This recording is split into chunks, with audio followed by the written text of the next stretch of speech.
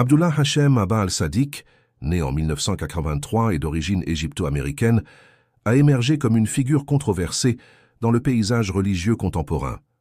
Leader d'un mouvement religieux développé à partir des traditions de l'islam chiite, Hachem s'est autoproclamé comme le nouveau Messie, se déclarant le Qaïm, Mahdi, Messie final chiite, et représentant du retour de Jésus-Christ, se positionnant comme figure messianique tant pour les musulmans que pour les chrétiens. Dans son œuvre littéraire de 2022 intitulée « Le but du sage », Hachem affirme être le 7e grand prophète dans la lignée qui inclut Adam, Noé, Abraham, Moïse, Jésus et Mohamed. Récemment, il a gagné en notoriété pour ses déclarations polémiques, incluant son désir d'unir Israël et la Palestine et de construire le 3e temple. Cependant, des discussions plus profondes ont émergé dans la communauté théologique. Divers érudits considèrent Abdullah Hachem simplement comme un prophète illégitime, ou comme certains préfèrent le nommer, l'Antéchrist lui-même. Cette accusation se fonde sur une interprétation spécifique du livre de l'Apocalypse, traditionnellement attribué à l'apôtre Jean, particulièrement au chapitre 6, quand les sceaux d'un parchemin mystérieux commencent à être rompus. Quand l'agneau brise le premier sceau, Jean témoigne d'une vision qui, depuis des siècles, a fasciné et intrigué les érudits des Écritures, théologiens et fidèles dans le monde entier. À ce moment crucial, surgit un cavalier monté sur un majestueux cheval blanc. L'identité de ce cavalier demeure l'une des grandes énigmes des Écritures. Serait-il une figure historique concrète, un présage de l'arrivée de l'Antéchrist? Ou, comme le défendent certaines des interprétations les plus traditionnelles, serait-ce le Christ lui-même, symbolisant sa victoire définitive sur la mort et le péché? C'est une théorie enveloppée de mystères depuis des millénaires. Un cheval blanc qui avance entre l'espoir du salut et le chaos de la destruction. Et une question qui continue de résonner dans les cœurs des plus attentifs observateurs des signes des temps. Serions-nous déjà en train d'assister à l'arrivée de ce mystérieux cavalier de nos jours? Le chapitre 6 de l'Apocalypse représente une transformation significative dans le récit prophétique. Jusqu'à ce point, Jean avait été élevé aux cieux et avait contemplé la gloire divine dans toute sa magnificence. Cependant, quelque chose de spécifique capture son attention durant cette expérience transcendantale. Dans la main droite de celui qui est assis sur le trône céleste, Jean observe un livre scellé de 7 sceaux. Ce n'est pas un document commun ou ordinaire. Ce livre contient le plan suprême de la rédemption divine pour toute la création. C'est le plus important de tous les écrits dans les Écritures saintes, contenant les desseins finaux de Dieu pour l'humanité. Au chapitre précédent, le 5e, nous observons que l'agneau prend le livre dans ses mains.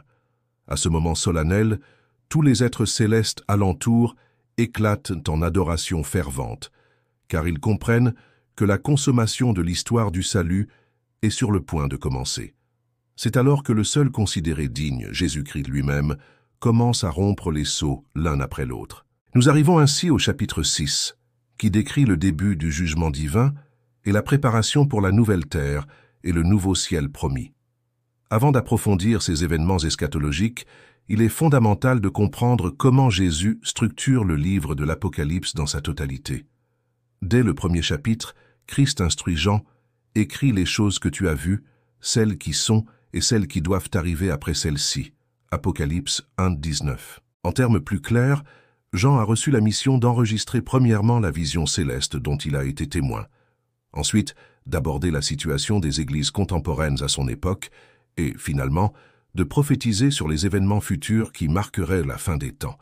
Les visions liées au futur commencent au chapitre 4, quand un être angélique invite Jean « Monte ici, et je te montrerai ce qui doit arriver après ces choses. » Cela signifie qu'à partir de ce point, les révélations ne se réfèrent pas au passé historique ni au présent de l'Église primitive, mais exclusivement au futur, au déroulement du jugement final et à la consommation des temps. Un des aspects les plus frappants de l'Apocalypse n'est pas le jugement en soi, mais la manière dont il est initié. Au chapitre 5, même en étant dans un environnement de gloire céleste, entouré des 4 êtres vivants, des 24 anciens et d'innombrables anges adorant Dieu, Jean est saisi d'une profonde tristesse et pleure. Ces pleurs surviennent parce qu'apparemment personne n'était considéré digne d'ouvrir le livre scellé. Aucun être créé ne semblait capable de révéler le plan divin de la rédemption dans sa plénitude. Jusqu'à ce que surgisse l'agneau, celui qui est véritablement digne, celui qui existe avant la fondation de l'univers et par qui toutes choses ont été créées, celui qui a dû mourir et ressusciter pour que le plan du salut puisse être accompli dans sa totalité. Le ciel demeure alors en suspens. Un silence solennel domine l'ambiance. Le livre reste scellé. L'histoire de l'humanité demeure inachevée. Tous attendent avec expectative la révélation finale des desseins divins. À ce moment crucial, un des anciens console Jean en disant « Ne pleure pas. Voici, le lion de la tribu de Juda, la racine de David, a vaincu pour ouvrir le livre et ses 7 sceaux. » Apocalypse 5, 5. Et ainsi, nous arrivons au chapitre 6, où les sceaux commencent à être ouverts séquentiellement. À partir de ce point, nous ne sommes plus face à des métaphores vagues ou des symboles abstraits. Ce qui suit sont des actions concrètes, des étapes définies du jugement divin, le début de la fin des temps, le commencement de la séparation définitive entre ceux qui hériteront de la gloire éternelle et ceux qui se perdront pour toujours. Quand l'agneau rompt le premier sceau, surgit le premier cavalier. Cette vision constitue déjà une partie intégrante du jugement divin. C'est une action directe qui donne début à l'accomplissement de la justice céleste. Cependant, pour que ce jugement se produise dans sa plénitude, beaucoup d'événements doivent se produire sur terre. Décrivons cette scène avec plus de détails. Jean est positionné au ciel, contemplant des événements de magnitude cosmique. Le jugement émane du trône même de Dieu. Une voix puissante, comparable au son d'un tonnerre, résonne à partir d'un des 4 êtres vivants qui entourent le trône divin. Il ne s'agit pas d'une communication ordinaire, mais du son qui inaugure l'accomplissement de toutes les prophéties annoncées. Chaque sceau ouvert déclenche un événement spécifique qui précède l'arrivée triomphale de l'agneau dans sa gloire. Avant qu'il ne revienne en majesté, se produira la chute de l'Antéchrist et le jugement définitif sur toutes les nations. Pour cette raison, le verset initial du chapitre 6 ne représente pas une simple introduction narrative, mais une rupture cosmique. C'est comme une porte qui s'ouvre dans les cieux et projette son influence directement sur la terre et ses habitants. Maintenant que nous comprenons le contexte de ce que Jean a témoigné, entendu et expérimenté, nous sommes prêts à examiner le verset 2. Ce verset décrit l'apparition du premier cavalier monté sur un cheval blanc. Étant le premier des 4 cavaliers de l'Apocalypse, il inaugure l'un des passages les plus énigmatiques et débattus de toute la révélation apocalyptique. Ce cavalier porte un arc comme arme et reçoit une couronne. L'Écriture affirme qu'il sortit en vainqueur et pour vaincre. À première vue, il semble représenter une figure de gloire et de victoire. Cependant, les érudits des Écritures présentent des interprétations divergentes sur sa véritable identité.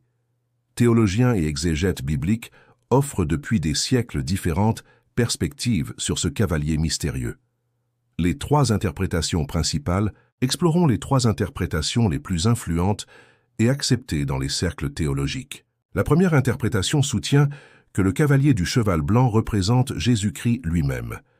C'est d'ailleurs la vision prédominante dans de nombreuses études bibliques qui associent directement la figure du premier cavalier au Christ victorieux dans sa mission rédemptrice. Cette lecture était déjà soutenue par les premiers leaders spirituels de l'Église primitive, comme Irénée de Lyon au IIe siècle. Dans son œuvre théologique, Contre les hérésies, Irénée affirme catégoriquement que le cavalier serait le Christ lui-même, proclamant l'Évangile au monde. Pour Irénée, le fait que le cavalier soit monté sur un cheval de couleur blanche, symbole universel de pureté, justice et victoire dans les Écritures, constituerait déjà une preuve claire de son identité messianique. L'argument le plus convaincant pour cette interprétation se trouve dans le livre de l'Apocalypse lui-même. Au chapitre 19, verset 11, Jésus apparaît également monté sur un cheval blanc et est appelé « fidèle et véritable », celui qui juge et combat avec parfaite justice. Cependant, tous les érudits n'acceptent pas que Christ puisse simultanément être celui qui ouvre les sceaux et celui qui surgit comme le cavalier du premier sceau. Pour ces théologiens, une deuxième interprétation plus plausible émerge.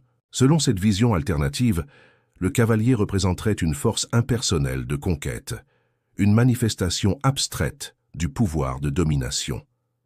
De ce point de vue, il ne symbolise pas une figure historique spécifique, mais une manifestation du pouvoir de vaincre, de dominer, que ce soit par la force militaire, l'influence politique ou le contrôle idéologique sur les nations. Selon cette ligne interprétative, le premier sceau marque le début d'une série de forces humaines qui déclencheront le jugement divin sur la terre.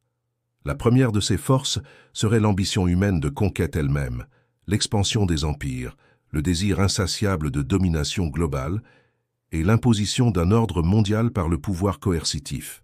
C'est une lecture classifiée comme prétériste, c'est-à-dire qui interprète les prophéties de l'Apocalypse comme s'étant accomplies dans le passé historique, encore au 1er siècle de l'ère chrétienne. Pour ses défenseurs, ce cavalier représente l'Empire romain en pleine avancée et expansion, spécialement après la mort de l'empereur Néron, vers l'an 68 après Jésus-Christ. Dans cette perspective, le cavalier du cheval blanc ne symbolise pas le Christ rédempteur, mais l'impérialisme romain dans sa phase expansionniste, un pouvoir qui promettait paix et stabilité, mais qui en réalité s'étendait par la force implacable de l'épée. Pour les érudits d'orientation plus historiciste, le cavalier symboliserait tous les grands empires terrestres, qui ont surgi après l'époque de Jean, façonnant la civilisation occidentale et impactant directement la trajectoire historique de l'Église chrétienne au fil des siècles. Ces empires ne seraient pas seulement territoriaux, mais aussi idéologiques, englobant depuis le colonialisme européen jusqu'au capitalisme moderne dans ses diverses manifestations.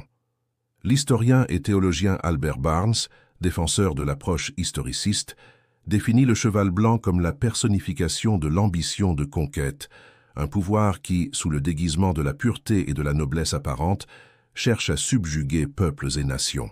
Un détail intéressant est que le guerrier ne brandit pas une épée, arme de combat directe, mais un arc, instrument d'attaque à distance.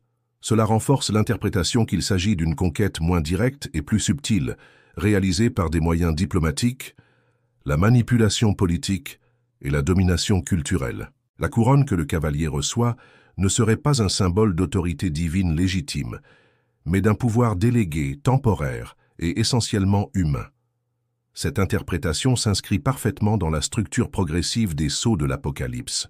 La conquête vient d'abord, versets 1 et 2, suivi de la guerre, versets 3 et 4, de la famine, versets 5 et 6, et enfin de la mort, verset 7.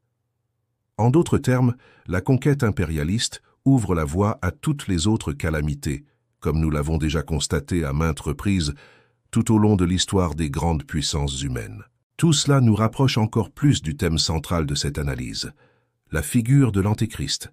C'est à ce point que nous entrons dans la troisième et plus inquiétante interprétation sur le cavalier du cheval blanc. Cette troisième interprétation est actuellement l'une des plus solidement fondées et largement diffusées dans les milieux théologiques, spécialement au sein de l'eschatologie futuriste.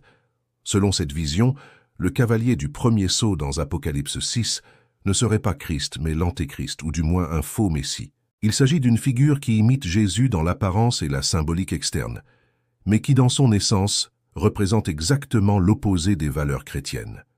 Cette thèse est vigoureusement défendue par des érudits renommés des Écritures comme John Walvoord, David Jeremiah, John MacArthur, entre autres théologiens contemporains. Ce qui rend cette explication particulièrement convaincante sont les détails textuels. Le cavalier surgit monté sur un cheval blanc, la même image utilisée postérieurement dans l'Apocalypse pour décrire le Christ victorieux. Néanmoins, ici il n'est pas identifié nominalement. Il ne reçoit pas un nom spécifique. Cela ouvre l'espace pour l'interpréter comme une imitation, une parodie sombre du véritable Messie. Certains éléments du texte biblique lui-même renforcent l'idée que ce n'est pas le Christ authentique, mais un imposteur habile. Le cavalier porte un arc, différemment de l'épée qui représente le jugement définitif du Fils de Dieu. Il reçoit une couronne dénommée Stéphanos dans le grec original, la couronne de mérite humain, non le diadème, symbole traditionnel de la royauté divine. Car finalement, il sort en vainqueur et pour vaincre, une expression qui dénote conquête et domination terrestre, non justice ou rédemption spirituelle. Cette interprétation présente une cohérence interne significative. John Walvoord, par exemple, affirme catégoriquement « Ce premier cavalier est mieux compris comme l'Antéchrist, le faux Messie. Il surgit au début de la période de tribulation, promettant la paix mondiale, Mais son véritable objectif est le contrôle total de la planète.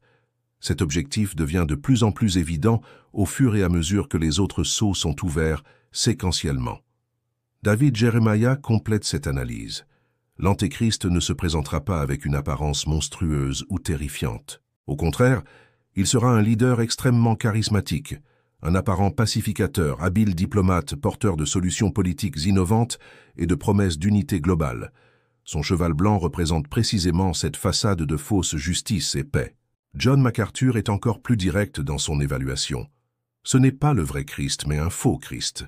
C'est un imposteur habile qui trompe les multitudes. Ce qui nous conduit à la réflexion la plus inquiétante. Tout ce que ces théologiens décrivent semble faire écho de manière effrayamment précise à la figure contemporaine d'Abdullah Hassem. Les similitudes ne se limitent pas seulement aux analyses théologiques abstraites. Elles se manifestent aussi dans les prophéties bibliques spécifiques, comme celle trouvée dans Daniel 9, 27. Il confirmera une alliance avec plusieurs pour une semaine, mais au milieu de la semaine, il fera cesser le sacrifice et l'offrande. Et sur l'aile des abominations viendra le dévastateur, jusqu'à ce que la destruction déterminée se déverse sur le dévastateur. Un autre passage pertinent se trouve dans 1 Thessaloniciens 5, 3. Quand ils diront paix et sécurité, alors, soudainement, la destruction viendra sur eux, comme les douleurs sur la femme enceinte, et ils n'échapperont point. Face à toutes ces évidences et interprétations, la question qui demeure est profondément troublante. Quelle doit être notre posture devant ces signes? Devons-nous simplement ignorer les déclarations d'Abdullah Hassem, les considérant seulement comme une manifestation de plus de l'avertissement biblique du Seigneur Jésus, que beaucoup viendront en mon nom et tromperont beaucoup? Serait-il simplement un de plus de ces faux prophètes?